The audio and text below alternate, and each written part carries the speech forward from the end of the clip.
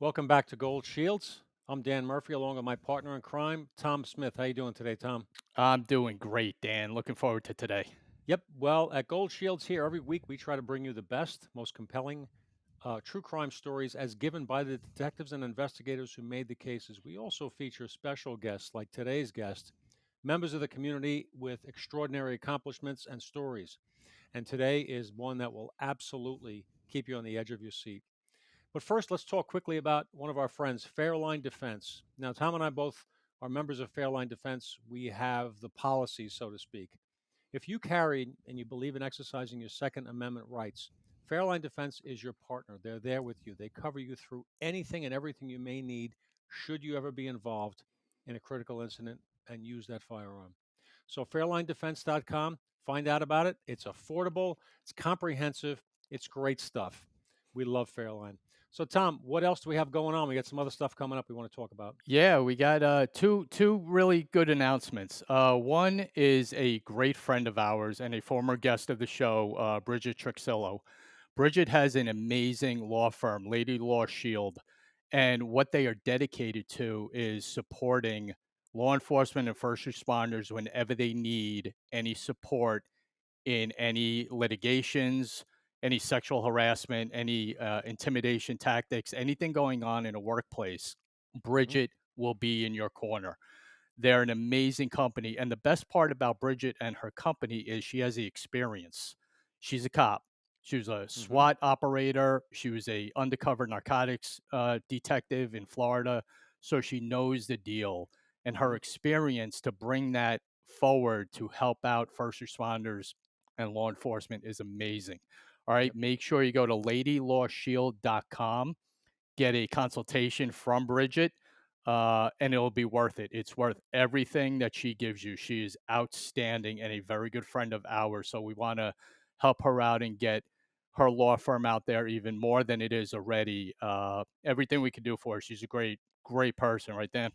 Yeah, we had her on the show. We had an episode where we talked about her career and how she got to be where she is now. Very, very impressive person and a wonderful, genuine person and a smart attorney. So, ladylawshield.com, do yourself a favor if you need her. What else, Absolutely. Tom? And we got a really special event coming up. Hmm. One of our biggest partners and biggest friends and our closest friend is Randy Sutton from the Wounded Hmm. Blue. Randy has an event coming up with a couple of other foundations that is actually going to be sponsored by Fox News and Fox and Hmm. Friends on Saturday, September 9th. On Fox is a pickleball marathon supporting 9/11. Pickleball right now is a hot sport. Everyone's doing it all Yep. over the country. And Fox News realizes that and picked this marathon up. So the marathon's going to be played in Fox Square at the studio. Randy's going to be there, Folds of Honor, Tunnels to Towers, Athletes for America. They're all going to be supported by this event. And I can't wait to be there to Hmm. see it and be part of a September 11th remembrance. And that's what this is. It's for September 11th. It's for first responders that went through everything that day. And we're happy for Randy getting out there and being part of this great event. All right. So everyone remember Fox News Channel, Saturday, September 9th on Fox and Friends in the morning. It's a whole pickleball marathon. Make sure you tune in and check it out. Yep. Absolutely. And support it. If you go away now, you're going to miss a show you're going to be regretting that you did. We'll be back in just a minute with our guest, Will Jimeno, who we are honored to have on today. Be right back.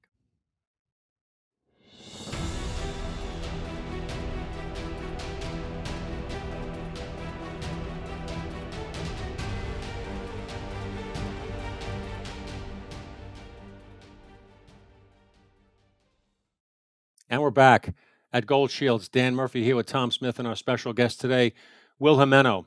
Now, Will, some of you may know his story. Some of you may have heard about him, read about him, or seen the movie World Trade Center.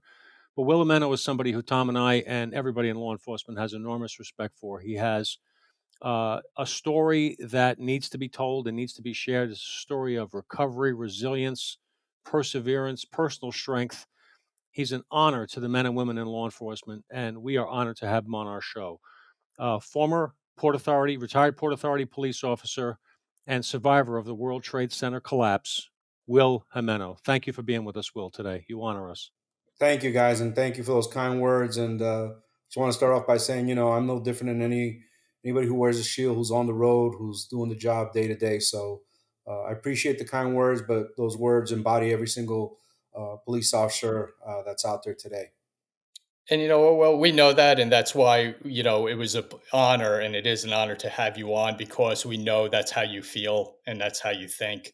From other interviews that we've watched of you, and know people who know you, and that's why it was important to have you kick off our September, that we're remembering 9/11, and there was no one better to choose to kick this month off than you.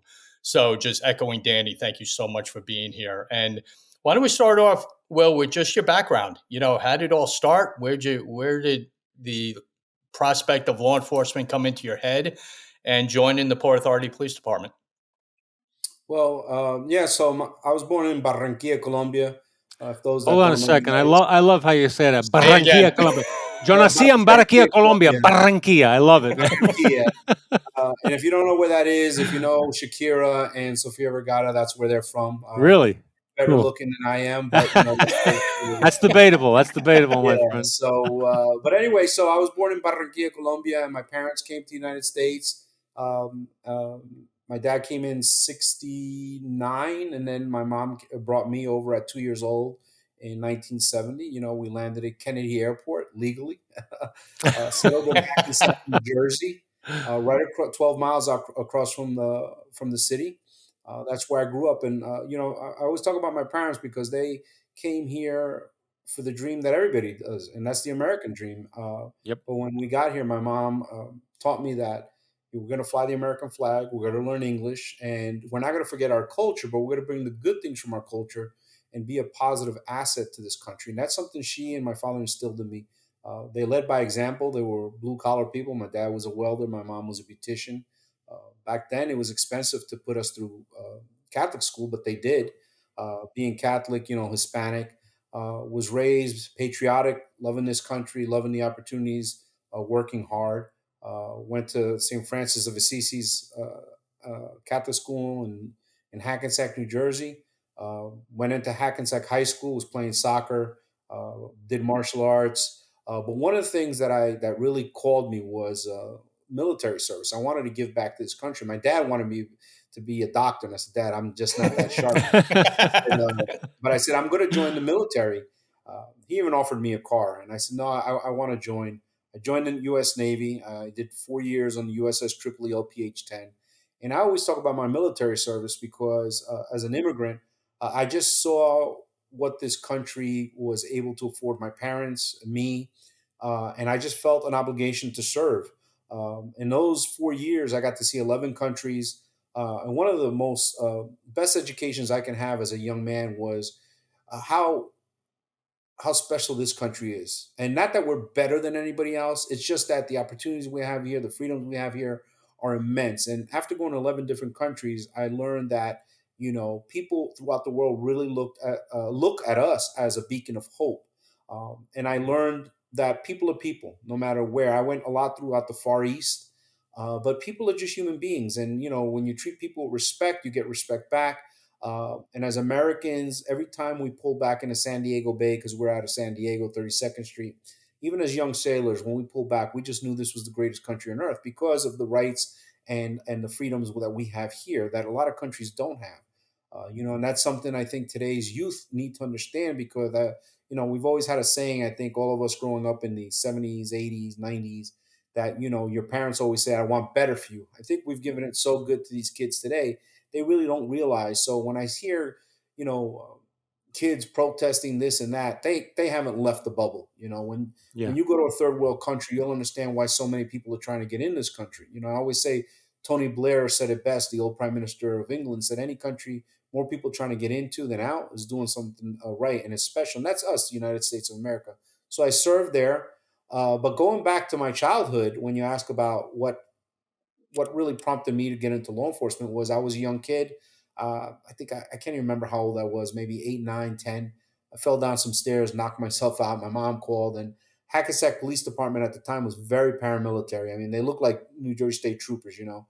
Um, and I remember just waking up and there was a tall police officer, you know, with the hat on, and he had the belt coming across his chest. And I just looked at him like, man, this is a superhero. And I get, I think, a lot of that from my mother trying to help people.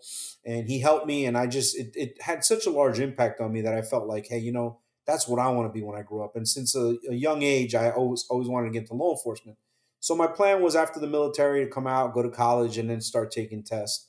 I did. I came back to New Jersey, and at the time, you know, it was a very sought after position, especially up here in New York, New Jersey, especially New Jersey. A lot of towns are great towns and great pay. I mean, really good pay. And I got out of the military, and I started taking test after test because I didn't really realize that you had to take a civil service test and all this other stuff. But it took me 6 years to get on the job. During those 6 years, I met my beautiful wife, Allison, finished college, ended up having a little girl named Bianca. And I was actually doing well in the private sector. But my dream was to become a police officer. And when an opportunity came that the Port Authority called and I got through the whole cycle, it was an easy yes. You know, my wife was very supportive of me, and I started the academy in August of 2000. Our academy is 6 months long, so we went the whole 6 months down in Seagirt, New Jersey, where the New Jersey State Police have their academy. So we were there. It was a little tougher for me because you know now at this time I'm older. I was 33 years old, had a wife at home, had a little girl at home, and you know for me going through boot camp again was kind of old. But at the same time, I knew that was my meal ticket, and it was a great job. The Port Authority was a very sought after position, great job, great benefits.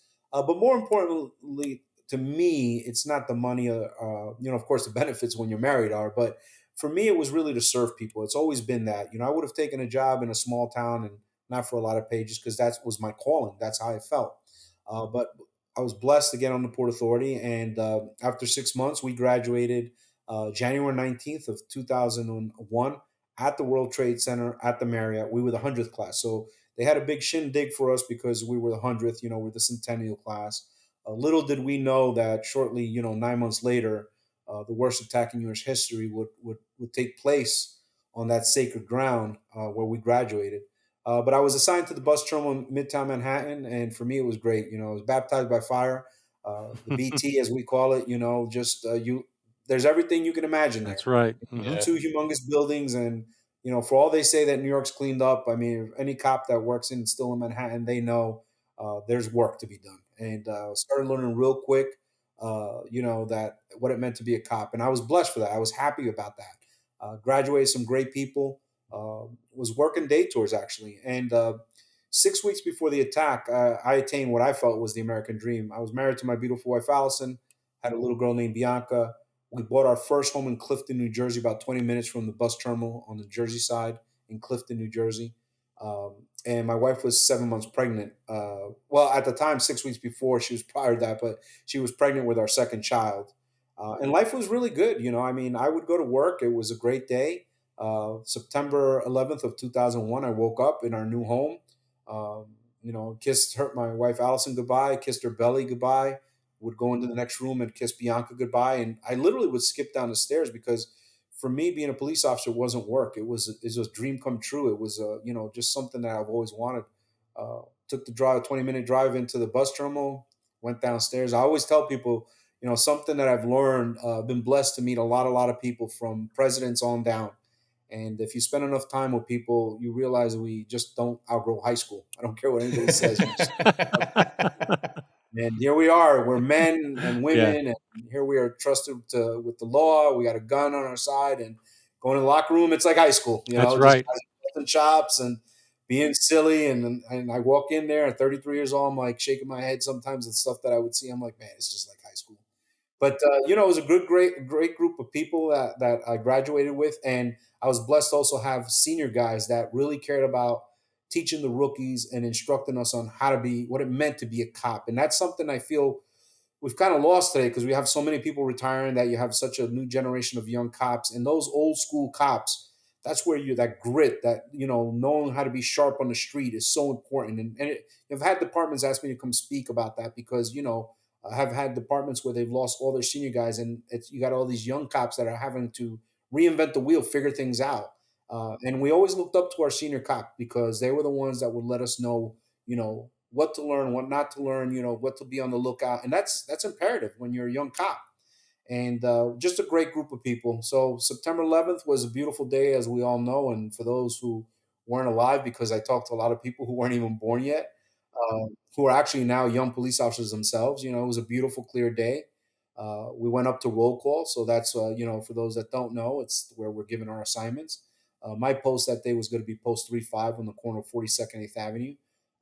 And that morning, for some reason, we didn't go out and get coffee. We'd go out and get coffee beforehand, just BS a little bit. But that morning, we just all went out on post.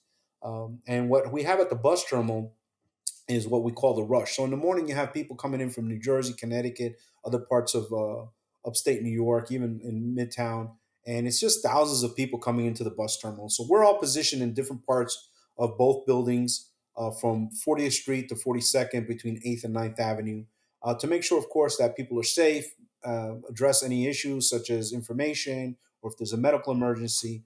But it's just amazing how many people come through those buildings. And I was standing underneath an awning right in front of the building between 41st and 42nd Street on Fifth Avenue. Excuse me, on 8th Avenue, and I had my back to 8th Avenue, and I was standing up against a taxi pole, looking at the doorways, and just thousands of people coming through. Normal day, and I looked over to my right, and just outside the awning was Sergeant Ross with Pat McNerney, as well as another officer, Sanchez, and they were just standing out there.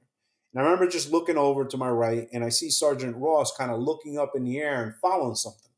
I didn't know what it was, and it was weird because for those who have never been to New York City, an intersection in New York City is pretty large. All of a sudden, I saw a shadow just come over this intersection, cover it up. It was a split second, but it caught my attention. But I didn't think much of it. I went back to doing my job. Shortly after that, our radios crackled, and our police desk said 840, all the units 840, which means every cop come on back to the police desk. And that only happened one time in the time that I was working at the bus terminal, from January all the way to September 11th. Only one time that happened. So we started walking back. I crossed 41st Street, hooked up with a fellow officer who graduated with me, Dominic Pizzulo. And Dominic, was a unique cat because he was just a great, great guy. He was actually a high school teacher in the Bronx who came to the Port Authority for the money, because the Port Authority does pay well, has great benefits, like I mentioned before.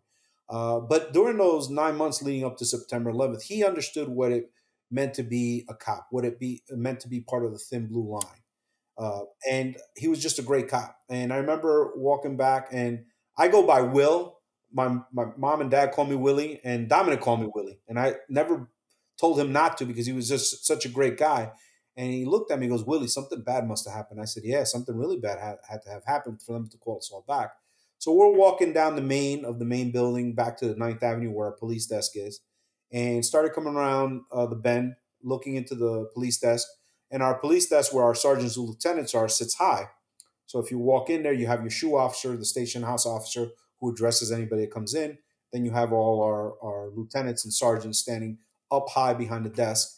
And as I came around the corner, one of the things hit me that I learned in the military was that always follow somebody into a bad situation that knows what they're doing, because your chances of coming out are greater because that person has knowledge. And one of those people I always respected was Sergeant John McLoughlin. Sergeant John McLoughlin was a 19-year veteran, was former ESU officer in emergency service, so hence SWAT for those that don't know what ESU is. And I remember just looking up, and I saw the lieutenants, but Sergeant McLaughlin's face caught my attention. I could see concern in his face, and that really bothered me a little bit because I had been to several gun calls with him, and he was always a professional, always knew his job, and you felt comfortable with him as a leader. So we continued on into the back, with it's called our reserve room, our break room. And I remember coming around the corner, and we had a big TV set on. New York one of the news stations in New York, was on. And all I saw was the World Trade Center buildings, Tower 1 and 2. And I could see one of the towers, a big black gaping hole in it with just black smoke coming out of it. And Sergeant Ross, who had seen the plane, said, those are terrorists. Now, what sets apart the Port Authority from our fellow agencies whether it's the NYPD or all the municipalities on the Jersey side, is that we're a transportation police department. Really, we protect all the major transportation facilities in New York and New Jersey.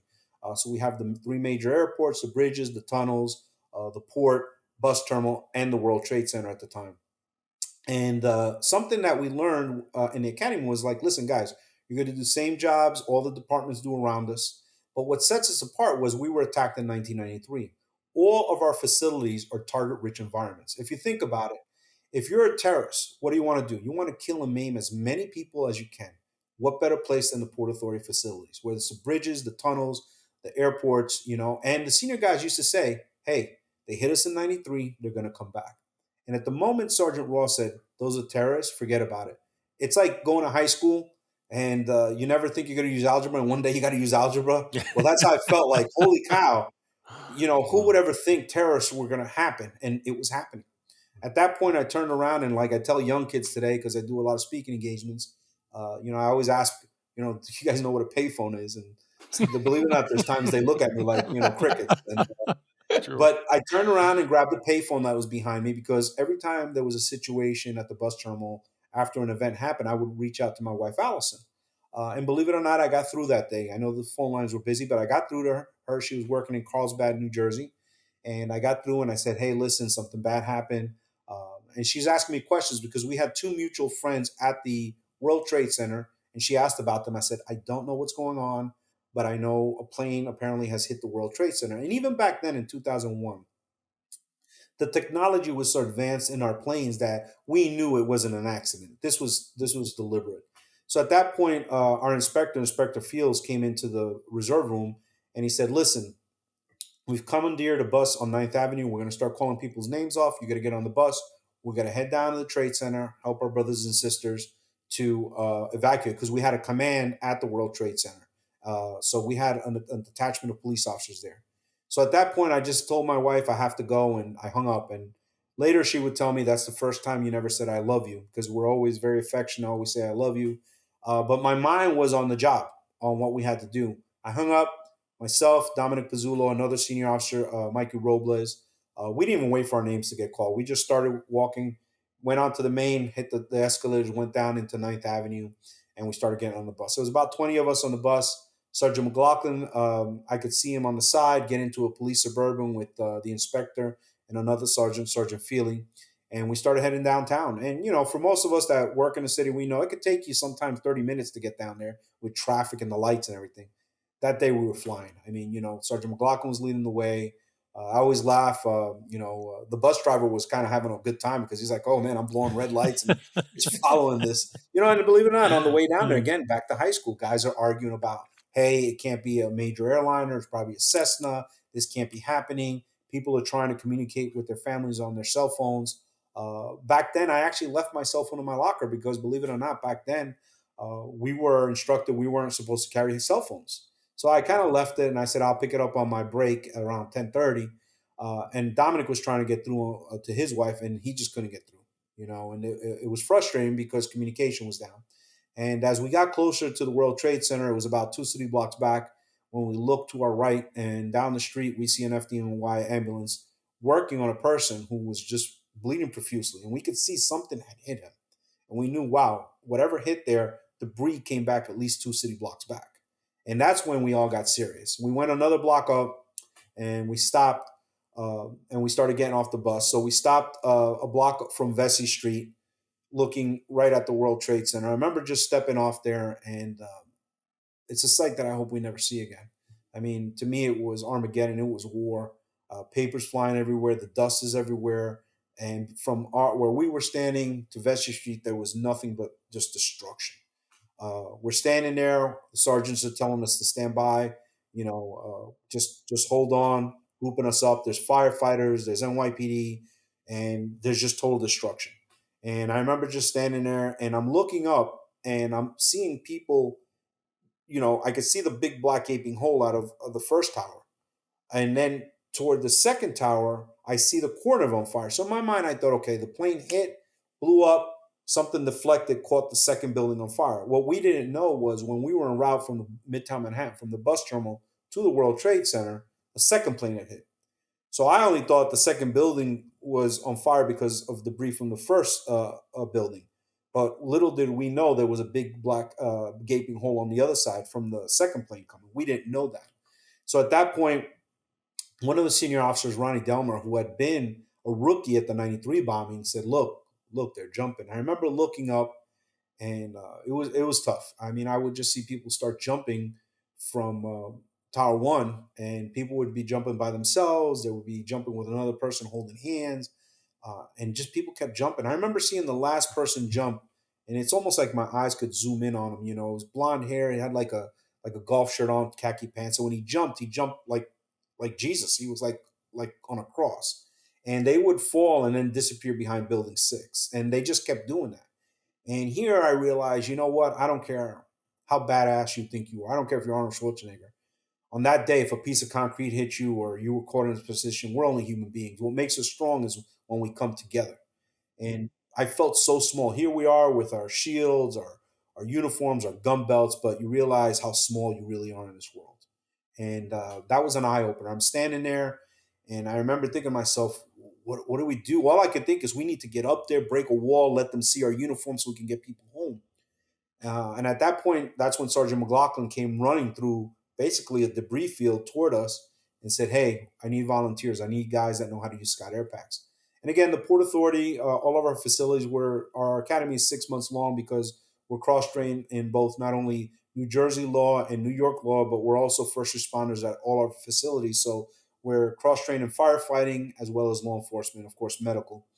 So I remember just I can't tell you who said it first. Either it was Dominic Pizzulo, another fellow officer of mine, Antonio Rodriguez, who had 4 years on the NYPD, came over, graduated with us or myself, and we said, "Hey, we just graduated in January. We know how to use Scott Air Packs." At that point, Sergeant McGough said, "Let's go." I have it became a team of four of us, and we started running toward the buildings. And I remember running, and I tell people this all the time. Uh, Here I am, 33 years old, former Navy. Always felt I was a tough guy, but I was scared. I was scared, really scared. And I could see fear in Dominic's face, Antonio Rodriguez's face. But then I remembered I took an oath to serve and protect. And I would expect that when my family needs to call the police or the fire department or EMT, that they show up. And I remember that. And I just said, we got a job to do. And we forged forward. And that was tough because as we're running, you could see pieces of the plane, pieces of debris, and unfortunately human remains. So you have to kind of just block that out of your mind and keep going. We hit the building 5 on Vesey Street, and Sergeant McLoughlin said, Jimeno, grab our PR-24s, which we carried at the time, our 8-point hats, and our memo books, and go throw them in the Suburban, which are on the corner of Vesey and Church. I said, okay, there, and meet us in an E-room. So E-rooms are what's set up throughout the World Trade Center, hence they're emergency rooms which will hold Scott Air Packs, the breathing apparatuses you see firefighters wear, helmets, bunker coats, anything first responders need to attack whatever issues happening within the buildings. So I ran up the block, came around the corner, and our police suburban was there, and it was crushed. The whole front end was crushed. Big piece of concrete had fallen on it. I threw our equipment in the passenger side, and I looked down Church Street. And again, not knowing the a second plane to hit, I was looking at it. And I'm like, why are these? It's just thousands of people running. It looked like cattle just running. So I kind of looked at that, and then I realized, hey, dummy, get next to the building because there's actually stuff falling. The concrete was falling. So I ran back, came into the entrance to Building 5. For those that don't know what the World Trade Center looked like inside, because now we're talking historical, two large buildings with a mall level or a concourse, as we called it, which connected the buildings. From that mall level concourse area, you can go to Tower 1 into the lobby or Tower 2, and that's the way you would get up into the towers through the elevator banks. I went into the concourse area, got to the first E room, met up with the guys. We started putting on our equipment. Dominic and myself had bigger shoulders. There were no bunker coats to fit us. Antonio Rodriguez actually had a bunker coat, put on his helmet. We put on our helmets, and we all looked like firefighters with guns on our side. And at that point, we double checked each other and we promised each other we wouldn't leave each other. That was something we made very, very clear. Sergeant McLoughlin said, let's go. We're going down one level to the police desk. Now, I had been to the World Trade Center on probably 3 protests during my time leading up to the attacks. So I didn't know the buildings. I was very fortunate. John McLoughlin knew the buildings like the back of his hand. He was there in '93, had helped set up the security afterwards, so he really knew those buildings. So remember just getting on the elevator with him, and we're going down. I'm thinking to myself, we're not supposed to get on elevators when there's a fire. But I said, you know what? I trust the sergeant. We got downstairs, went to the police desk, and I remember walking into the police desk, and I'm looking at a piece of the plane our detectives are brought in. And as a human being, like I know a plane has hit the building, but seeing a piece of the plane there, it just didn't really. It was very weird. Your mind works in a mysterious way when things are happening. So I kind of just looked at that. And what's unique about that is if you guys watch the French documentary with the French cameramen who start out with the FDNY, they end up with the Port Authority detectives. And actually, if you watch that, you'll see that they're in there with us. You actually see Sergeant McLoughlin. You don't see the rest of us, but Sergeant McLoughlin is in there. And I didn't even pay attention that those guys were there filming. But Sergeant McLoughlin said, "All right, grab a mail cart, a canvas mail cart, start putting more equipment in there." So we loaded up with more Scott Air packs, axes, lights, whatever we could get our hands on. And we started leaving the police desk, and we got back on the elevator, went back up. I was pushing the cart from that point. We hit the concourse area, and I remember there was a couple inches of water on the ground, and we're working our way around the escalators that lead to the subway and the PATH train. And people always ask me, like, Will, what's the one thing you saw on 9/11 the most of? And I tell people this: it's not the destruction or the death; it was the love. I saw a lot of love. I saw people in a single file line coming out of Tower One helping each other, people of all different colors, races, surely political views, but they were all just helping each other.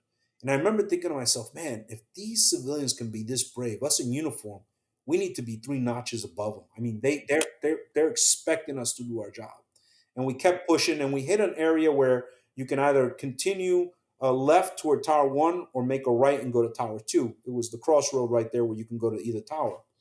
At that point, we met up with another group of Port Authority officers. I can't remember the four that were surrounding the cart that looked just like ours. So it was another team just like us. And at that point, the guy pushing their cart was Warren Stewart. He had come over from the NYPD. He was a detective there. Great guy. Our academy was tough. We lost a lot of family members during that time. But one of the silver linings during our academy was, as we called him, Stewie. Stewie and his wife had a beautiful little girl named Amanda, born while in the academy. And we were classmates. He was assigned to PATH again. I was assigned to the bus terminal. So was happy to see someone I knew. And Stewie just said hi to us, his classmates, and he just said to me, "Will, this is or Jimeno because he called me Jimeno." He said, "Jimeno, this is crazy." I said, "Yes, Stewie, this is crazy." We talked a little bit. Sergeant McLaughlin said, "Let's go." Their sergeant said, "Let's go." And I remember just extending hands and just punching each other and said, "Be safe." And they went off their way. That'd be the last time we ever saw that whole team. They actually never recovered any human remains from. They were just disintegrated when the towers came down. But I always tell the story about the men that I seen that day and the people I seen that day and what they were doing. And Stewart and the rest of those Port Authority officers are truly heroes. But we continued down, and as we're continuing on, we met another officer, Christopher Amoroso, and Christopher Amoroso was just a great guy. He had been recently transferred from the bus terminal to the World Trade Center, and he was one of my OJT cops. He's from New Jersey, and there's a famous picture of Chris, the Daily News photographer, took of him saving a woman that I think it was probably within the last 2 years they found who she was. I always thought she was Hispanic, but apparently she's Indian, and they found her in India. But he had already saved several people before we went there. And when he came in, he just saw his boys. We worked together. And always the saying is, "I'll go through a door with you," because you trust that cop with your life, and that's the guy Amoroso was. Chris was just that kind of guy. He had an injury over his eye, and we said, "Chris, you're all right?" And he just like, "We just got to get people out of here." That's the kind of guy he was. He just didn't care about him. He just wanted to get more people out. He asked Sergeant McLaughlin, "Can I join you?" Sergeant McLaughlin said, "Yeah." Throw on a Scott Air Pack, which he did, and we continued to Tower 2. When we got to Tower 2, before you go into the lobbies of 2, there's big glass windows that you can see into, and big glass revolving doors. We stopped just before that, and there was a Ben and Jerry shop, little stand right next to us. Sergeant McLaughlin said, "Jimeno, stay here with the cart. The rest of you guys come on down. We're going down to another E room. They were going to hook up with another officer, Jimmy Lynch, who ran the security for the World Trade Center." So they went down, and I'm standing there. And again, here I'm 33 years old, prior military, and I'm looking into the lobby of two, and that was difficult. I seen people who had died. I saw people injured. I see people running toward Liberty Street. I see our guys in NYPD shooting, taking their service weapons and actually shooting out glass so more people can get out. But unfortunately, I also was hearing sounds, and I would see concrete falling toward Liberty Street, which is horrific. But worse than that was actually seeing human bodies fall, and not only were they dying, but they were hitting people that were trying to get out. And that was difficult. And I remember just this fear coming over me, and that's when another officer walked up to me, another Port Authority police officer named Bruce Reynolds.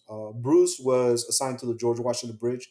The only reason I knew Bruce was because I grew up in Hackensack, which is in Bergen County, New Jersey, right there, right by Fort Lee, because the George Washington Bridge on the New Jersey side is Fort Lee, and then the other side is right there for the Bronx.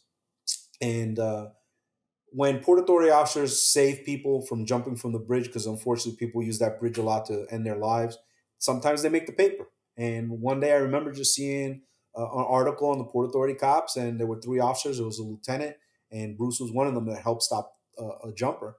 And that's why I knew he had time on the job. And he walked up to me, was short, bald, he was sweating, he had a Scott Air Pack on. I later found out he shouldn't have been in the building because he had a lung condition, but here he is putting his life on the line. He walked up to me, says, "Hey, what's up, Reynolds, GWB, George Washington Bridge?" I said, "Jimeno, BT." We talked for a little bit, and I remember just needing that uplift from a senior cop. And he said, "You know what, kid? It's gonna be a long day today, but we're gonna get a lot of people home." And that's the kind of people that were there that day, you know. And the joke always is, I think he wanted to be an Irishman. He's married to a beautiful Irish woman. He loved Ireland, and back in the day, he was like the only black officer that would walk the St. Patty's Day parade with his black bald head painted green. And he was just a great guy. And in those few minutes that I got to spend with him, he really uplifted me. That's when the team started coming back up. Reynolds said, "Hey, see you later. Be safe." I said, "You too." Sergeant McLoughlin came up, and Bruce started walking to the command center of two. Unfortunately, when the collapse happened, we lost Bruce. They found him exactly where I told him he would be. I believe the following February, they were able to recover what was left of him. But that's another hero that, from our job that I got to see before their untimely death. So at that point, we started leaving, and I remember starting to push the cart. And that's when Antonio Rodriguez said to me, he said, "Will, you've been pushing the cart from the police desk here. If you're tired by the time we get to wherever we're going, you're not going to be any good." So I thought, all right. He said, "Let me push." It's all right, teamwork, right? Not a bad deal. So at that point, Antonio Rodriguez got behind at the 6 o'clock position of the cart. Christopher Amoroso was to his 3 o'clock. Sergeant McLaughlin was at the uh, 11 o'clock of the cart. I was directly in front of it at noon, and Dominic was at the 1 or 2 o'clock position. We start going back down this long hallway where we'd walk down that hallway, make a left, head to Tower One.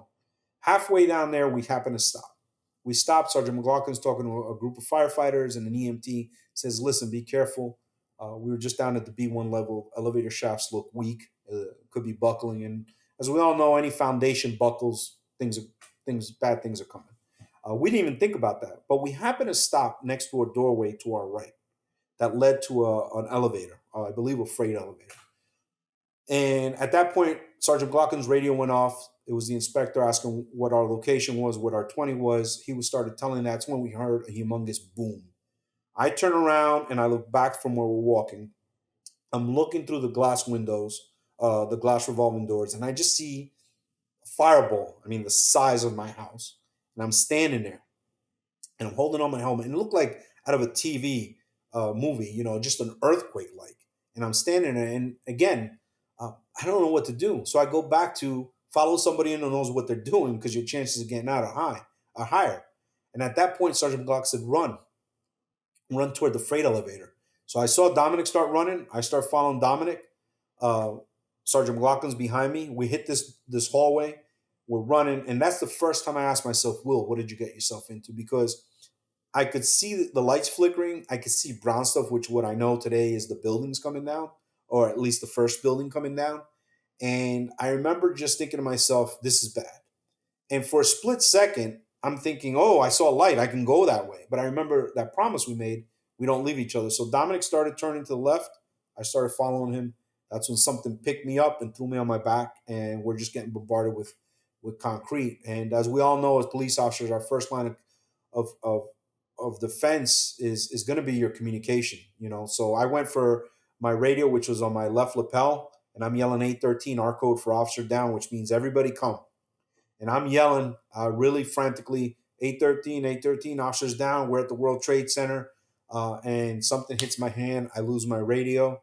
I grab my helmet, holding on for dear life, as just it's this raining concrete. Something hits my helmet. I had a chin strap on, ripped it off my head. So then I just grab my hands and hold on for dear life. It seemed like it was lasting forever, and then everything went quiet, and it was pitch black. Um, I finally started seeing dust. And above me, about 20, 30 feet up, there was a hole. And it was starting to let light in. And finally, I could kind of see. And when I look, I realize there's a big piece of concrete on me. What I know happened now is the wall actually fell on me. And it was about this thick, and it was on me from underneath my left armpit all the way down the middle of my body, covering my whole left side. My right leg was in a 90-degree angle, facing up, and I was in a 45-degree angle on my Scott Air Pack. At that point, I realized I didn't have much movement on my left arm. My right arm, I had movement, but all I had exposed was my first primary handcuffs, my sidearm, and everything else was buried. My flashlight, my secondary uh, cuffs in the back, everything was buried, and I couldn't move. And when I look. Dominic is now buried to my left side, right by my waist. I could see his head. So basically, this wall hit me, buried still Dominic in debris, but I took the brunt of it. And all around me was just a cocoon. I mean, there was only a couple feet to my right, and to my feet, all I saw was concrete. And it took us a while to kind of just get focused because you're in shock. And Sergeant McLoughlin, at that point, when the initial collapse happened, he was actually trapped in a fetal position. He wasn't hurt.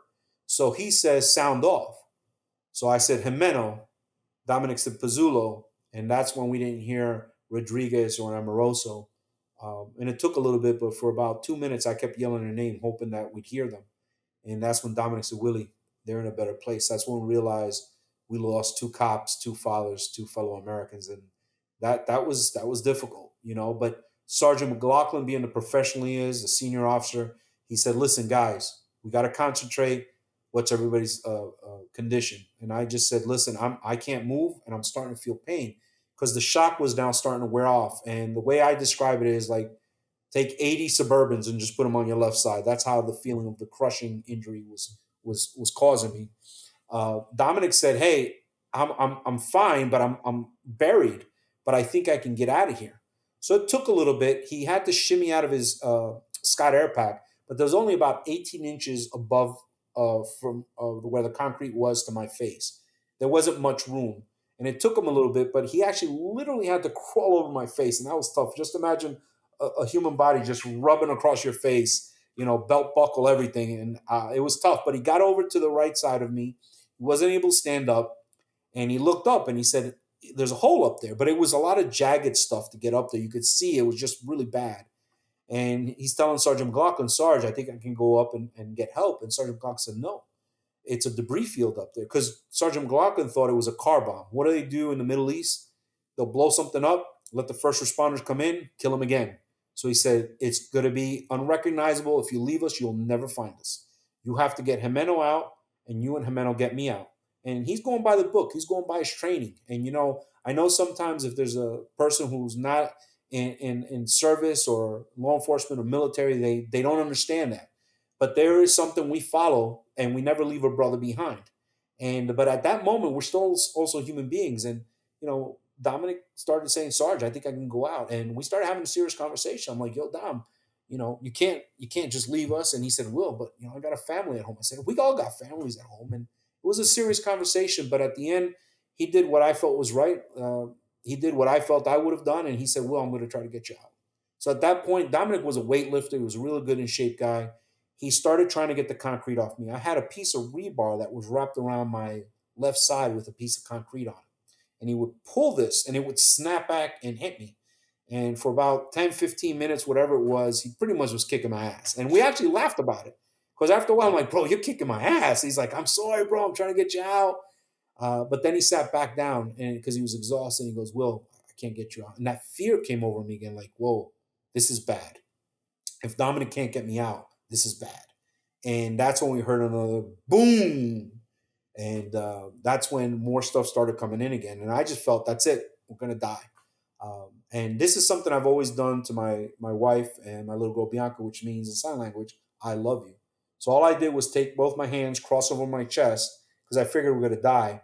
And I figured if they found me, they would tell my wife that this is how we found them. So at least then she would know I was thinking about them in my final moments. Because up to that point, I didn't think about my family. I thought about the civilians we needed to get to. I thought about my teammates. I thought about survival at that point. And at that point, I just was ready to die. And when I look over, Dominic gets hit by a big piece of concrete that just sits him down. And, he starts bleeding profusely. Sergeant McLoughlin now is yelling really, really loud. And what happened is he's being crushed so badly that his sidearm is actually being pushed into his body. And it was just a bad situation. And again, it seemed like it was happening forever, and then everything just stopped. And again, it was dark. And after a little bit, it started. I could see again, and I could see that crimson color coming out of Dominic's, mouth, and it was difficult. He was dying, and I said, "Dom, hold on." He said, "Willie, I'm dying." I said, "Just you got to hold on." And he even asked Sergeant McLaughlin for a break, which is a 3-7 on our job.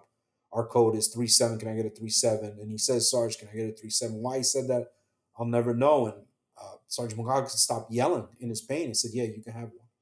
And he knew something was bad was happening on the other side of this wall.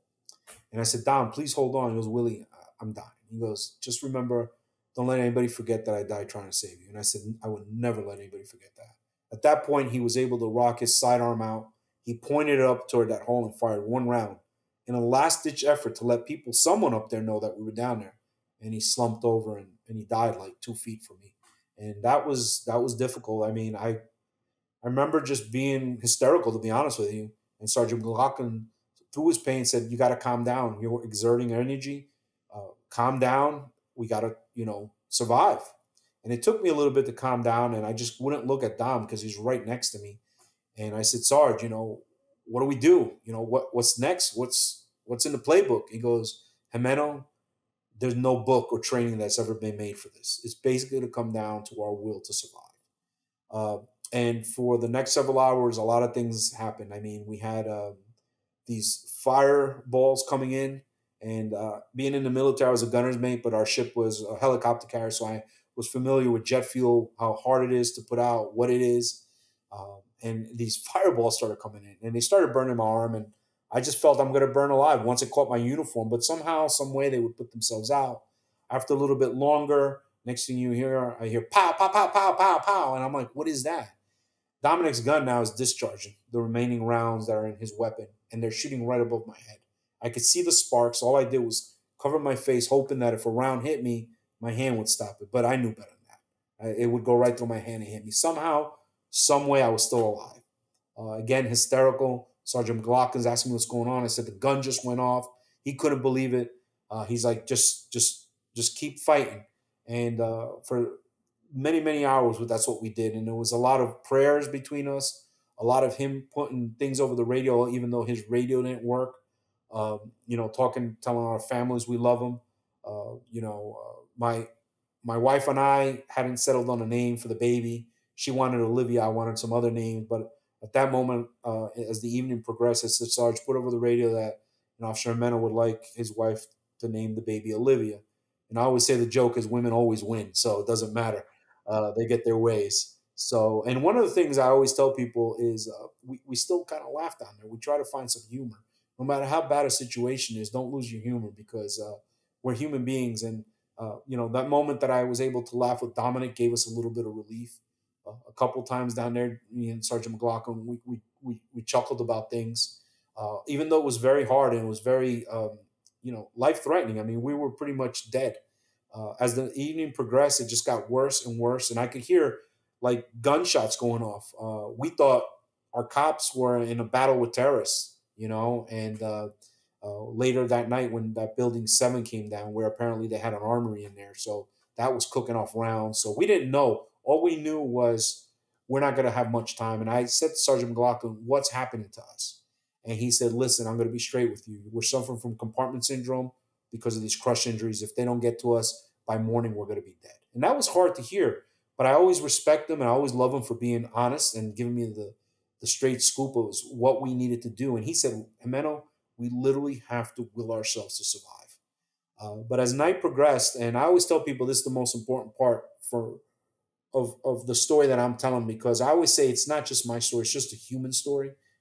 But I wanted to die. I wanted to give up. We had been crushed, lost 3 teammates, good friends, good people.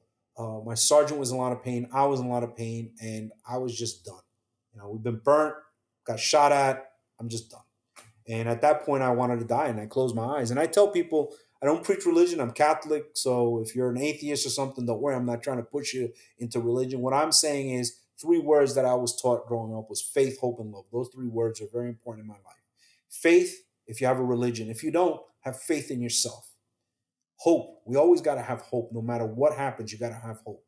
And love. Love for yourself and love for the people around you, for your country. You got to have those 3 things. But I was going to give up.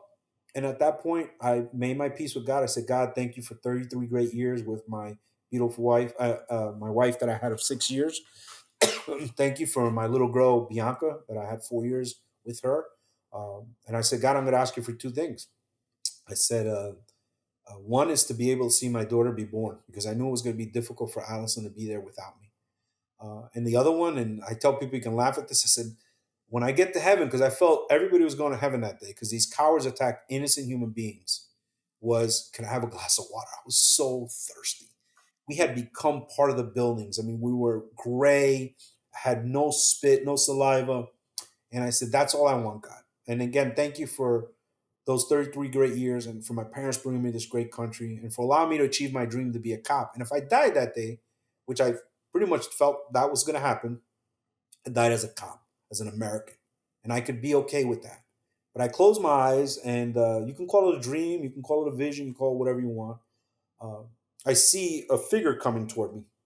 As I shut my eyes and just was ready to die, I see a person walking toward me, no face, brown hair. Over his left shoulder in the distance is a lake with some trees around it, real tranquil. And over his right shoulder is a tall endless sea of grass, just real peaceful. And like the pain went away. And he's coming toward me. And to me, I knew who it was. It was Jesus. And he's walking toward me. And what does he have in his hand? I tell people you can laugh. He had a bottle of water. I couldn't tell you if it was Poland Spring or Avion or what it was. But I snapped out of that vision, dream, whatever you want to call it, with a desire to fight. Because at that moment, when I was going to give up, faith, hope, and love, those 3 things kicked in. And I realized that if I die, if I give up, I would have given up, first of all, on my sergeant, because he was further back. I was closer to the skull, and I got a big mouth. All night long, I was yelling, "PAPD, officers down, 813." And if I died, nobody would hear him. If I would have given up, I would have given up on my family. I didn't fight hard enough, in my opinion, to make it home. If I would have given up, I would have given up on America, my country that I love so much. But if I would have given up, and this is what I share, especially with young children and young rookies and cadets when I go speak at different venues, is you would have given up on yourself. And that's the harshest thing you can do, because it's hard to look yourself in the mirror and say, I gave up on myself. And at that point, I realized if I didn't give up, even though I'm going to die, because I figured I was going to die, I do it on my terms. Those cowards, those terrorists, they lose. Because if I would have given up, they win. So at that point, I said to Sergeant McLoughlin, "Sarge, we're going to make it out of this fucking hellhole, or we're going to die trying." And the peace came over me. And I've learned through people who are great examples of that are cancer patients, that they're on their last leg, but they're gonna eat their last meal. They're gonna keep fighting, and the day they go on their terms. And there's a special peace in that. That you're not scared, you're not crying. You're like, hey, I'll take this on the chin, but it's my way. And that's the way I figured it. I'm gonna die. I'm gonna die trying to get my sergeant out of here, trying to get home, trying to fight for my country. And that continued on for many, many hours. That so horrific, horrific. And around 8 o'clock that night, I hear in the distance, United States Marine Corps, can anybody hear us? Now I'm thinking to myself, the Corps here, we're at war. Again, I was a gunner's mate on a helicopter carrier and we carried Marines. So I have a good rapport with the Marines, being Navy and everything. And I started yelling, PAPD officers down, and I can hear them coming from my left side. They got above me on the left side. I didn't know there was a small hole up there. So now they're flashing the light. They're like, we can hear you. And I'm like, I'm right here. And I'm waving what I can of my left hand. And they're like, for 5 minutes, they can't see me. They can hear me, but they can't see me because we became part of the building. Somehow, some way, I mustered enough spit to put it on my palm of the top of the palm of my hand, and it changed my skin color from gray to brown. And they're like, "We got you." And I said, "Please don't leave us." They're like, "We're not going to leave you." At that point, it was two Marine reservists, Dave Carnes and Jason Thomas, and they had a civilian with them. They sent the civilian down the pile, bumped into ESU Truck One from the NYPD, and the cavalry came. At that point, uh, the one Marine stayed above me. Uh, they had to actually find a hole to come in from my right side. Scott Strauss from Truck One NYPD and Patty McGee, also one of his partners, and Chuck Sharika, a civilian who was a former EMT. These three men burrowed their way in from my right side to get to me, and it's indescribable. I mean, if you watch the movie World Trade Center, I remember this is a great story because we're on set in Los Angeles, and they did such a realistic job that we actually brought in real Port Authority guys, NYPD guys, FDNY guys who were there that night on our rescues. And these grown men, these first responders, who between all three departments have seen some really bad shit, were like little children crying because it brought them back to that day. I can't even overemphasize the emotion that these men who have seen so much in their career, how they felt being back out of sight. And but Scott starts to get into the whole. He in his mind, he's saying, "Hey," to his wife, "I'm not going to come home. Forgive me for this." But these guys start getting into that hole. But that night that we were filming that part of Oliver Stone said, "Is this accurate?" Asking Scott Strauss, because Scott, what we did was we can give them our perspective. I said, "You got to ask our rescue workers their perspective. I can't tell you their perspective. We wanted the film to be accurate." And Scott said to him, he goes, "No, it was worse than that." And Oliver Stone got so angry because he goes, "Well, I can't work a camera there." And he just like said, "Fuck it." He walked out and left Scott in charge. And just imagine a whole movie crew looking at you like, "Well, what do we do now, Scott?" And he said, "No, everybody go home." But Scott was trying to say what you see in the film, it was 100 times worse. So me and my sergeant, we actually became acclimated to our environment. We were actually breathing. Scott, Patty, Chuck, when they got into this hole, which all I could see was the top of Chuck's bald head and the top of Scott's bald head. That's how tight it was. It was the size of like going under a school chair. And only these two guys could come in chest to chest. Patty was behind them where the elevator shaft broke and was throwing concrete down as they would pass stuff. And I remember when they got there, I couldn't believe it. And I remember that when they got to me, I started hyperventilating because I had fought so hard that night to survive that I felt like I wanted to give myself to Scott. And I started almost giving myself a heart attack. And Scott said, "Hey, bro, you got to calm down and you got to keep fighting because I got to work on you." And I remember them giving me a bag and I had to calm myself down. And then the first time Scott touched me, I yelled so loud because the pain was just immense. And Scott kind of backed off. And that's when I realized, "Hey, Will, you got to shut up and eat this pain," because my mind was, and I kept saying to him, "You got to get to my partner first. You got to get to my partner first." Because in my mind, Sergeant McLaughlin's older than I am. I think I can withstand some more. But they said, "No, we got to get you," because Sergeant McLoughlin, at the moment the first rescuers got there, he just went silent. And you got to imagine, I'm not in the right state of mind. We're bloated like 4 times our body size. Um, so they're thinking when I kept saying my partner, they thought I was talking about Dominic. They had covered Dominic up. So they're like, "No, we got to get you out. Got to get you out." I kept fighting with them. You got to get my partner out. They're like, "No, bro, we got to get you out." But I ate the pain because I realized that I'm just going to have to eat this so they can work on me quickly enough so they can get to Sergeant McLaughlin. Well, quickly turned out to be 3 hours. In those 3 hours, They were ordered many, many times to leave us. And, Patty in his Irish accent would pretty much tell them to fuck off.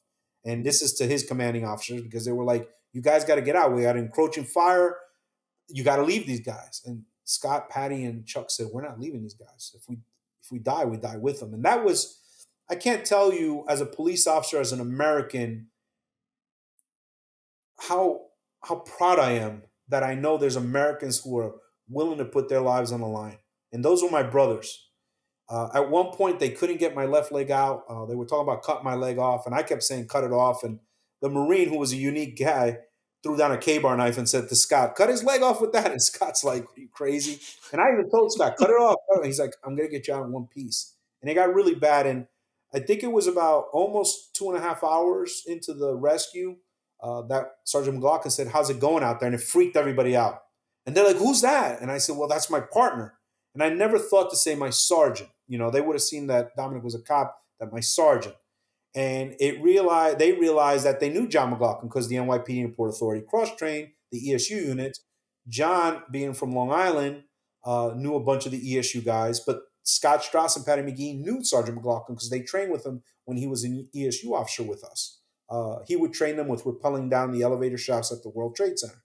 So it felt even better because at this point, it's not just another cop here. It's cops that know my sergeant. So we're family now, you know. And it got really hairy. It took 3 hours. They were finally able to get me out. They started pulling me out. And I remember just saying, Sarge, hold on, they're going to get to you next. Scott told Sarge, I'm no good to you now, John. We're going to bring a fresh crew of people in.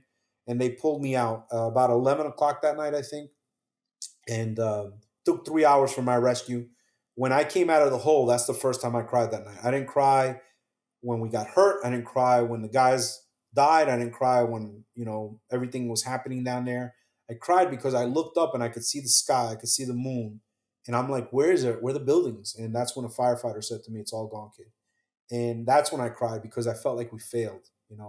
Um, we didn't find out till a year later, went to the ESU truck, went to thank them, that they told us, do you guys know you're the only two to survive from underneath it?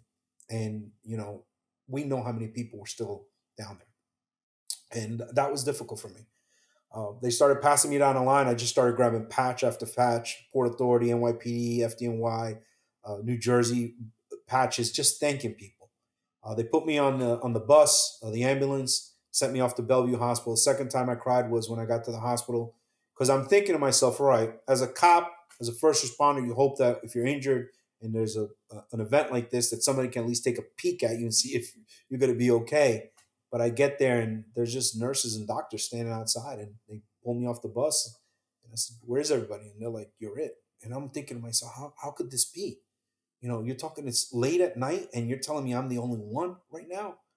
And that was tough. They whisked me off into a room and I remember just like 20 people around me. The only thing I can remember was a sweet lady saying, hold on, sweetie, we're going to take care of you. And she was rubbing my head, a nurse.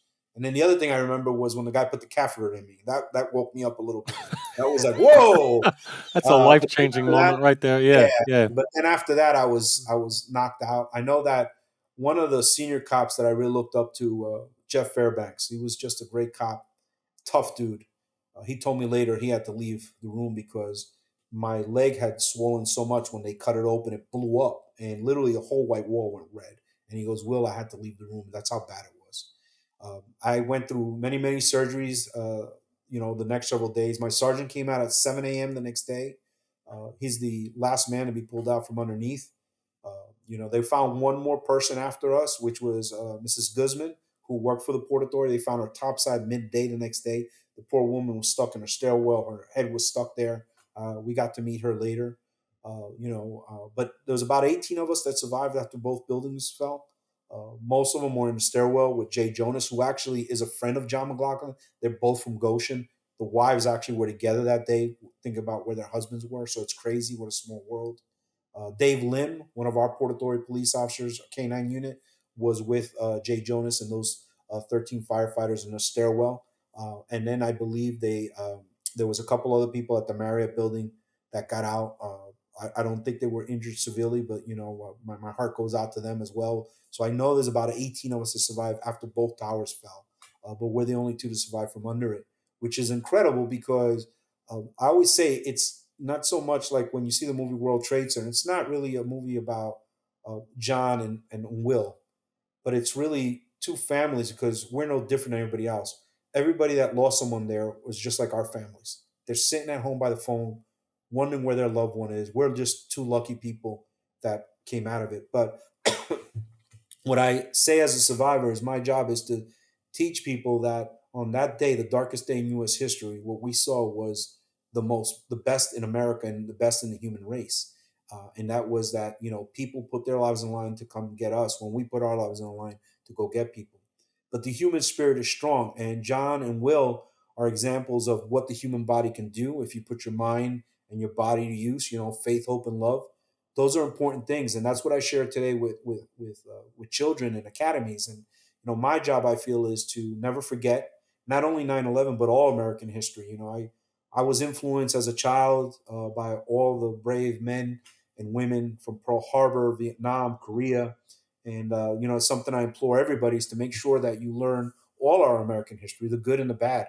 We're not perfect, but man, if you travel this world, you're going to find out we're the best. And it's because men and women, like everybody that day, that showed up and put their lives on the line, gave their lives, were injured, and still today have lost their lives because of the effects of 9/11. And between that and PTSD, they continue to live on, even with the tragedy that they had to go through. And I always say the best quote I can think of is Edmund Burke, the British philosopher, who says, all that is needed for the triumph of evil is for good men to do nothing. Well, on 9/11, there were good men and women, and I believe today there are good men and women. But we have to make sure that uh, we honor those from September 11th that we lost, injured, and are living with a lot of disabilities today by teaching our future generations that freedom is not free. On that day, they weren't only attacking America; they were attacking freedom. They were attacking the right of women to vote, the right of free speech, the right that we as Americans hold true to our heart. And they thought they were going to bring us to our knees. They found out what they did was they just made us stronger. And today, I feel like our country's at a crossroad. I just wish I could instill in each young child and those kids that are kind of like, sometimes burning the flag, kneeling, is like I wish I could put a World War II veterans' thoughts, what they went through for fighting for our freedom, in you so you can feel it. Then you'd understand. I look at the young basketball player, Grimes, I think her name is, that was jailed in Russia. You see now she's standing for the flag because that is someone who now has seen, wow, wait a second, look how they treat people in Russia, look how they people in other countries that don't have freedom. We're special. We have to cherish and we have to protect that. And again, it's okay to disagree with your country. That's something that makes us the best. But we always honor our flag. We honor the men and women who have died, who have come from all the backgrounds, all the races, all the political views.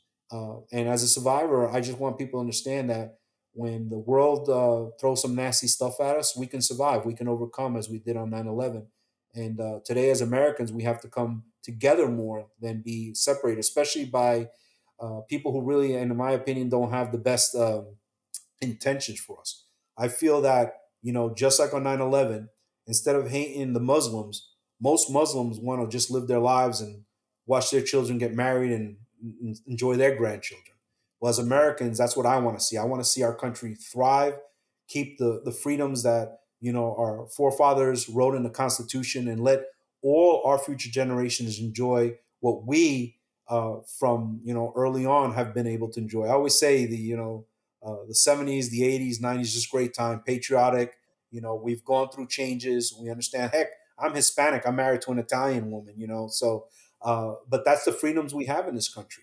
And and as a police officer, I always say I had to retire because of my injury, but I bleed blue, and with that blue comes a red and white.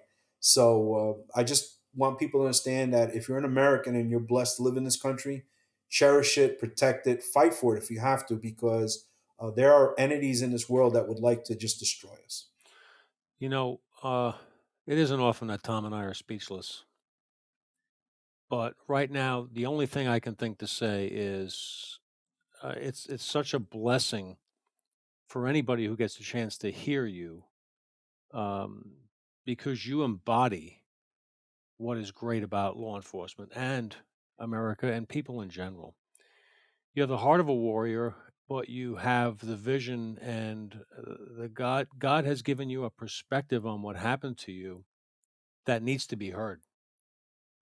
And everybody who's on this show needs to listening to this show or watching it on YouTube needs to tell people about Will Jimeno and his story and either listen to it here or buy. He has two great books. I can't wait to get them. Children's book and the other one whose name is Sunrise Through the Darkness, a survivor's account of learning to live after, learning again beyond 9/11. I'm sorry, my lighting here is poor and my eyes are Oh, old. no, no worries. And thank you for mentioning books because the children's book was something that came out of COVID. A lot of teachers asked me, "Why don't you share your story?" And I was blessed to meet Charles Riccardi through a friend, his sister actually, and we put that book together because I want to help children understand that no matter where you come from, life is tough. Life is going to throw some nasty stuff at you, but you can overcome. And then Sunrise to the Darkness. Believe it or not, that book's been in the making before the 20th anniversary 10 years before, and it's because I started speaking because my next door neighbor in Clifton said in 2003, can you come to our school and talk to our children? They're scared to get on planes. I didn't even know what to talk about. I wasn't walking around. I put my uniform, I went in there, and I told them the story. But I remember Antonio Rodriguez's wife Christina had told me that they wanted to honor Antonio. He was from Portugal. They were going to have a statue of him, and his kids didn't want to get on a plane. And she said to their children something that really moved me was, "We're going to get on that plane, even though you're scared, because the moment we live our lives in fear, the terrorists win." And I remember sharing that with the children. And weeks later, the feedback was the kids are telling their parents, I'm scared, but I'm still going to go on a plane. And that meant a lot to me. And then word of mouth got out that I did this, and it started slowly with grammar schools, then high schools, then academies, and it's been good. But over that time period, I would speak to a lot of veterans when the war was raging, and Fairleigh Dickinson University would ask me to come speak to their Latino promise. And every time I started off speaking, I would ask, "Hey, who's been in the service? Who's been in theater?" And when I said when theater was kind of my way of saying, "Hey, who saw combat?" Because I had already been dealing with PTSD, and I wanted to address that PTSD and how it almost destroyed me and what I had to go through to find happiness. And there's always a couple guys that would kind of say something. This one gentleman came up to me after he was there during the bad times in Fallujah. He lost teammates, and he came back the following year. And I finished speaking, and he got up in the back and said, "I don't have a question. I just want to say something. Listen to Will." Because what he talked about faith, hope, and love, it saved my life. He was thinking of ending his life, and he thought about what I said. And he went to the hospital, and I remember that just flattened me and everybody. We were crying, and he came up after, goes, you need to write a book so you can help other fellow Americans that are dealing with the after part. And I always say this: whether you're a soldier, you're law enforcement, firefighter, EMT, and especially if you get some attention, that attention is there for a little bit, but where is that attention 6 months, a year later, 2 years later, when you're drinking yourself to death, when you're thinking about eating a gun, a bullet, when you're doing drugs? Because the bad part of our job is that we have to, like the saying goes, if my mind can forget what my eyes seen. Some people, it really destroys us, the service we do, because of the incidents we're in. And I remember him just telling me, "You got to write a book." And I tried for many, many years. And people say, "We love your story, but they made a movie." And I said, "It's not about that. It's the beyond, the stuff when I'm home and there's nobody there to talk to. When I don't understand why I'm so angry, why I don't understand why I'm not who I am." And so that book, Sunrise to the Darkness, hence what it means. Everybody has their own darkness. You don't have to be a law enforcement officer or a military person. A perfect example is I had a doctor reach out to me afterward and said, "Your book is helping my patients." And I said, "Well, who are your patients?" And he said, "Three women with postpartum." I never thought of that. Like, Wow. they suffer from things. So my book is meant for anybody from military, law enforcement, first responders, to just anybody who's in a dark, dark place. Because I always tell people, and I tell the kids this all the time: if you're lucky to live till 90, do the math. We're born in diapers, and if we're lucky to live till 90, you might be in diapers again. And there's only 365 days in a year, so do the math. It's not a lot of days on this earth. So I want people to be happy because I almost wasn't. I thought about ending my life. You'll read that in the book. And I'm glad I didn't because, I'm able to see my daughters graduate college. One's graduated college, the other one's on her way to graduate college. I'm able to say that when I share this story, it's been able to help people. And as police officers, we know we're not going to save the world. On 9/11, in my mind, I said, we need to save the world, but that's not going to happen. But if we can touch one person's life, we've done something special. And both these books, like I said, you can get them on Amazon, but if they help you in some way, it makes me feel like I'm still wearing my uniform. Wow. I mentioned to Danny before we went on the air that when I watched World Trade Center, the entire movie, I had a tear in my eye. The entire movie. Now, listening to you tell it on our show, I'm glad I didn't have to talk while you were speaking because I couldn't even wrap my head around a question to ask you because of not even imagining what you went through. And for you to be here and describe it in such a detail is amazing. And you're a miracle. You're a hero. And the one question I do have is how are you each year once September 11th is coming up? Do you kind of have anxiety as it's coming, or does it kind of hit you in one day? Yeah, it's a lot of anxiety leading up to it. This year, I've decided not to talk to the media. The different outlets already started calling. I said, you know what? I mean, I've done it a lot. I'm like, after a while, I feel like I'm a dead horse, kicking a dead horse, I should say. But I just this year I am doing an event in California. Uh, First time ever, I'm not going to be home for 9/11. I'm speaking to a large group out there, the largest 9/11 memorial outside New York City. Um, and it's an opportunity to talk to a lot of high school students out in Fresno, California, called Clovis High School. Actually, they have something that I recently found out, Clovis 8, where they've lost 8 of their students to the war on terror. So for me, it's an honor to be able to speak to those children, very patriotic, to instill patriotism in them. But every year it's a lot of anxiety, and I look back at the movie Flags of Our Father, where the movie's based on the Navy sailor, uh, the corpsman. He says, people start calling, he doesn't even answer the phone. I just look to get over it, but at the same time, I'm on social media, but I honor those that were my teammates, that were close, that I got to see. I feel it's my obligation to teach newer people who these men and women were, and to keep their memory alive by saying their name, talking about their actions. It's not about me, like I always say, I'm not comfortable with that word hero. The only hero I want to be is to my two girls, I want to be a good example to people. I want to be a police officer who is able to share a story that I went through. And I say this very fiercely. If you're out there listening, remember, tragedies are not competitive. So I always have people tell me, Will, I can't think of anything worse than two buildings falling you, 220 stories. Sure, you can. Maybe you got hit by a car. Maybe you got shot, stabbed. Maybe you're having an anxiety attack. At that moment, it's like the World Trade Center coming down on you. It's what you're going to do with yourself to overcome that. So I always go back to faith, hope, and love.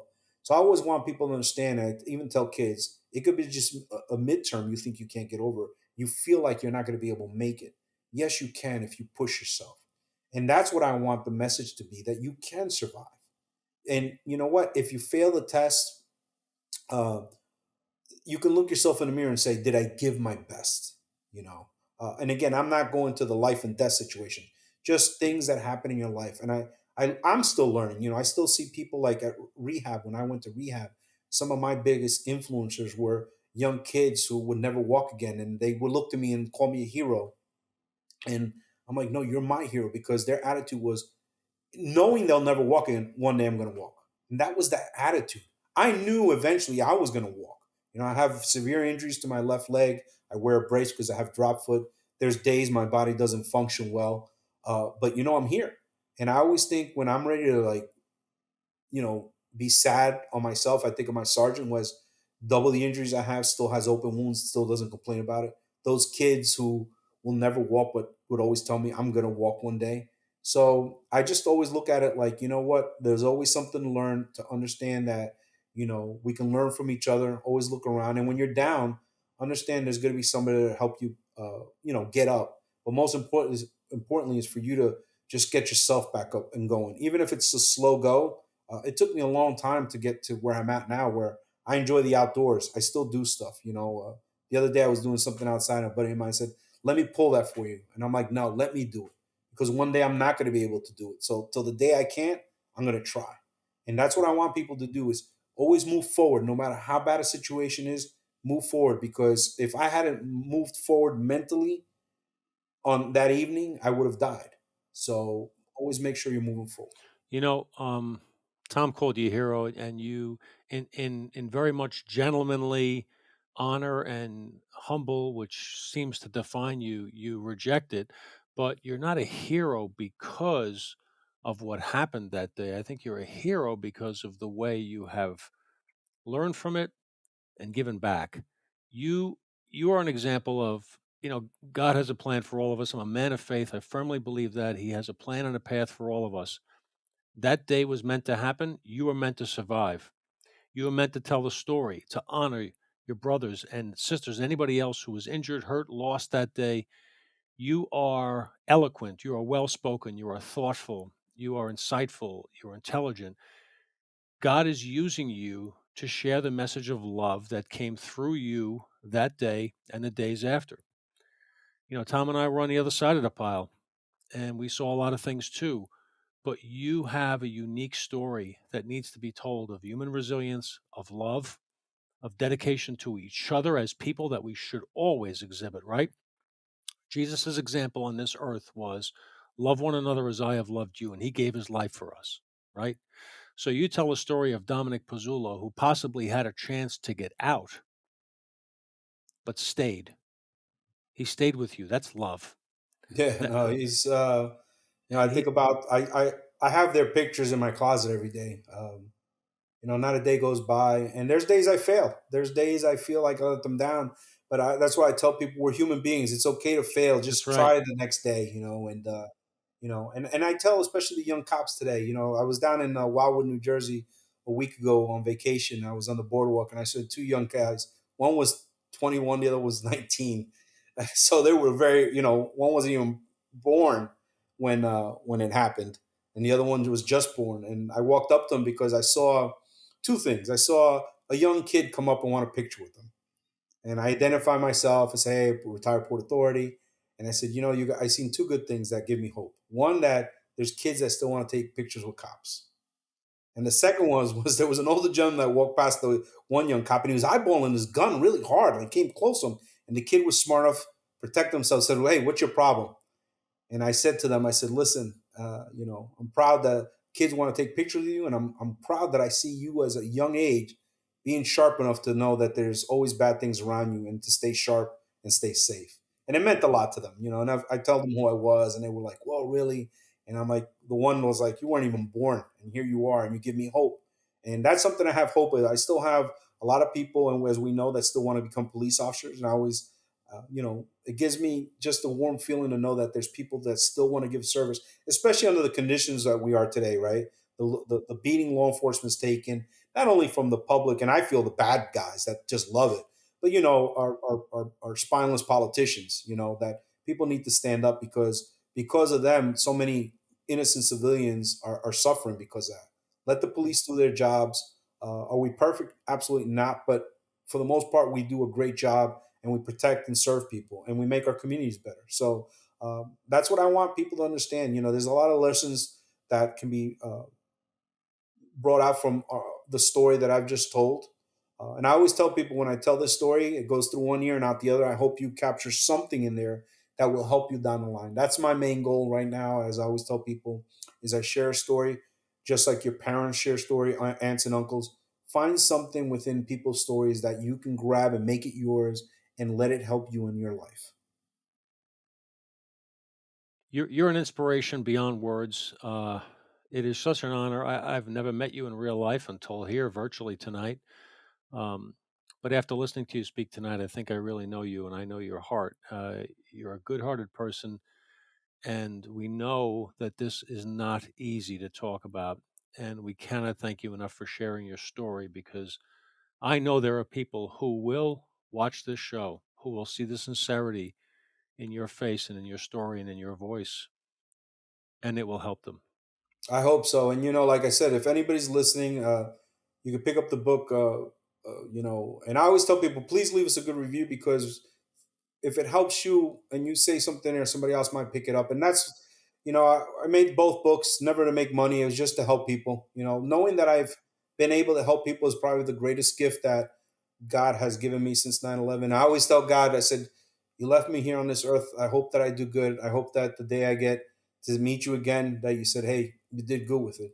Again, I'm human. There's days that I fail, but I want people, especially those, my brothers and sisters that are dealing with the job and it's beating them down and they're in a bad place, that I want you to be happy. You deserve to be happy. You've given so much of yourself for your community, for your country, whether it's in the military, as first responders, that you deserve happiness. Be able to leave the job and live a good life. And that's the main message tonight, at least for law enforcement and military people, is you guys deserve to be happy. Don't ever forget that. It's sometimes tough, and we get into some bad mental situations. And I always tell people, remember something. There's a difference between mental illness and mental struggles. And a lot of first responders, a lot of military have mental struggles, and it's okay. Don't be embarrassed by it. I was embarrassed because I didn't know what was going on, and it takes a village. So don't think you can solve the issues by yourself. I always say, macho is doing what you have to do. So if it means that you seek help, go seek help. And if it means you have to go through 10 therapists till you find that right person, because therapists are like car dealers. I mean, they're like car salesmen. Find that right person that's going to make something work for you, because you deserve that. And most of all, just don't give up on yourself. Right. And you know what, Dan and I have said it, and you just kind of echoed it. We always said the reason for us doing this show is to bring attention to people like you. That was the reason for doing the show. And And your Dan, message. And your right? And Dan message. always Right. explains it of the law enforcement getting beat up. We need to bring out the greatest stories out there that people don't know about, and that was part, of the origins of the show, and you exemplify that. And I, again, like Dan just said, can't thank you enough. And like we said all the time, if we can help one person, then this is all worth it. Yes. If we could do this show and one person gets something out of your words, or one person gets something out of your book when they get it, then this is all worth it. And that's our goal in doing this. And you just contributed to that, Will. Uh, all the respect in the world that I could muster and Dan can muster is sent your way. Thank Thank you, you. guys. I appreciate it, and thank you for what you're doing by helping our brothers and sisters, whether they're on the job today, they're retired, or even the young people that are looking to get into the field of law enforcement and service. That's how we help each other, is by sharing stories and always be supportive of each other. I always tell people, when someone wants to talk to you about an incident, just be that person that is there to listen instead of giving advice. I always use this example because I've met many cops who have been in incidents, and they said, it's a hard time talking to my fellow officers because they rather want to chime in. If it was me, I always use the example, I will never be able to tell my wife what it's like to give childbirth.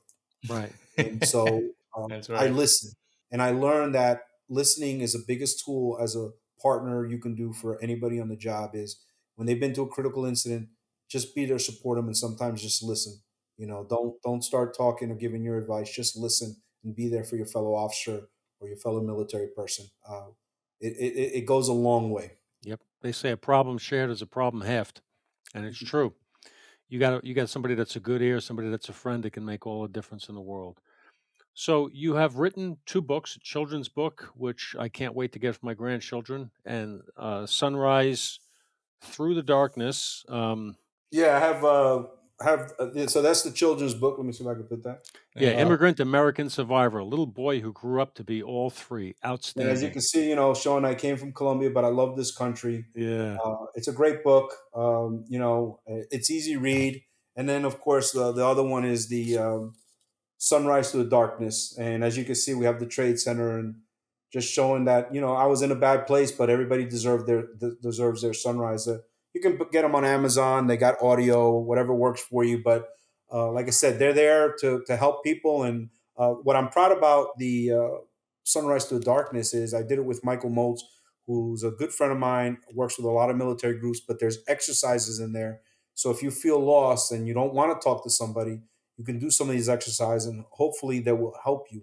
And I did the book, which is it's an easy read. I said, Mike, I said, I want to write this for my brothers and sisters who don't want to read a bunch of medical mumbo jumbo. Just get to the heart of it to help someone that's been is in a bad place. And we've gotten such great feedback from people that I can't, just cops that have told me that they were thinking of taking their lives and it's helped them. And that's more than I can ever ask God for giving me that opportunity. That's your purpose in life, man. That's your purpose in life, brother. And thank you for stepping up and accepting that role, that purpose that God has given to you through this experience. And that's why we throw the word hero around. It's not for anything else other than that. You are a person who is at peace with the decision that God made to push you through that and put you in this role right now. And I guarantee you there's lives that you've touched and changed. And I know people, I can tell you right now, Tom and I have been touched by you, by your appearance on this show. And we have business and other reasons to be in New Jersey.